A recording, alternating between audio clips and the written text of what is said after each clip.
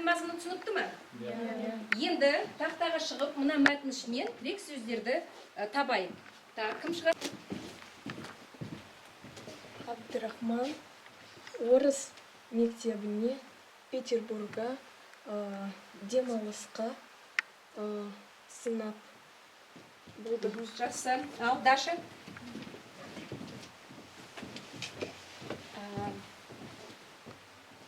Ақзат, қаразат. Осы тірек сөздерімен сөз тіркесі құрастырайық. Степан? Абдрахман деген баласы. Жақсы. Семейдегі орыс мектебі. Жақсы. Демалысқа келді. Шаш сақалы ағарады. Жақсы. Петербургда оқиды. Асылзат. Осы тірек сөздерді пайдаланып, сөйлемдер құрастырайық. Абай ұлының ғылымдығын сынады. Жақсы. Абайдың Абдрахман деген баласы Семейдегі орыс мектебінде Петербургда оқыды. Жақсы. Тағы да. Жызда үйіне демалысқа келді.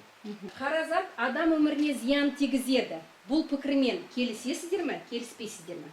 Так, Аня? Келісемін. Өйткені ақ затын қарадан артықшылығы ақ түстен қара түстен асыл екендігі. Ақыл білім ғылыммен қоректенеді. Кім келіспейді? Даша? Келіспеймін, өйткені ми ақ зат деп санамайды, бірақ ақыл мен білім бар.